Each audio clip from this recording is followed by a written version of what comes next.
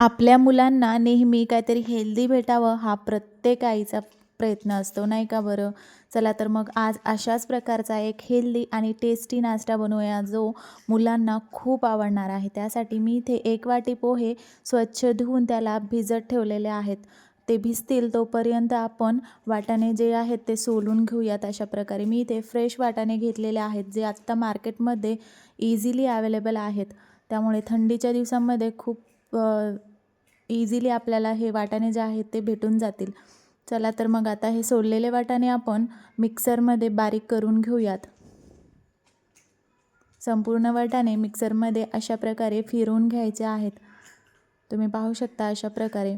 आपण पाहूया आपले पोहे जे आहेत ते भिजलेले आहेत का? हे एकदम भिजलेले आहेत. त्यामधले पूर्ण पाणी आपण पिळून काढायचं आहे. अशा पद्धतीने हे छान असे सॉफ्ट झालेले आहेत. ह्याला हातानेच व्यवस्थित मॅश करून घ्यायचं आहे अशा पद्धतीने. आणि मग नंतर आपले जे वाटाणे आहेत वाटलेले त्यामध्ये टाकून घेऊया. त्याचबरोबर बारीक असा चिरलेला कांदा, बारीक चिरलेली हिरवी मिरची आणि अद्रक किसून घालायचा आहे अशा पद्धतीने.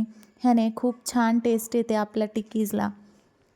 आणि त्याचबरोबर मीठ, हळद आणि अर्धा चमचा जिरे टाकून घ्यायचे आहेत. वरतून फ्रेश अशी कोथिंबीर टाकून ह्याला परत एकदा हाताने व्यवस्थित मॅश करून घ्यायचा आहे. सॉरी, मी बेसन पीठ टाकायचं विसरले होते, त्यामुळे 2 चमचे बेसन पीठ टाकायचे आहे. ह्याने बाइंडिंग छान येते आपल्या टिक्कीजना. आणि वरतून थोडंसं तेल टाकून परत एकदा मळून घ्यायचं आहे. आणि मग नंतर हाताला छान असं तेल लावून आपल्याला हव्या त्या शेपमध्ये आपण ह्याचे टिक्कीज बनवून घ्यायचे आहेत. मी ह्या शेपमध्ये बनवते आहे. तुम्हाला गोलाकार आकारात किंवा ट्रायंगल शेप हव्या त्या शेपमध्ये तुम्ही ही टिक्कीज इझिली बनवू शकता. आता ह्याला डीप फ्राय करायचं नाही आहे. आपण अगदी कमी तेलामध्ये बनवणार आहोत. त्यामुळे पॅनवरती थोडंसं तेल टाकून आपण ह्याला शॅलो फ्राय करून घेणार आहोत. हे मुलांसाठी पण एकदम हेल्दी आहे आणि आरोग्यासाठी पण खूप छान आहे. तुम्ही हा नाश्ता नक्की ट्राय करून बघा. मुलांना तर आवडणारच आवडणार, मोठ्यांना देखील खूप आवडणार आहे. तुम्ही पाहू शकता किती सुंदर असा कलर आलेला आहे आपल्या ह्या टिक्कीजना.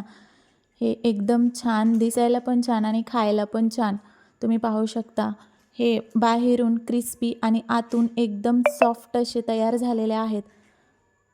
तुम्ही पाहू शकता किती छान असे दिसत आहेत. तुम्ही पाहू शकता ह्याला तोडून की हे किती सॉफ्ट आहेत आतून आणि बाहेरून एकदम क्रिस्पी. चला तर मग कशी वाटली रेसिपी नक्की सांगा आणि सबस्क्राईब करायला विसरू नका. Bye bye.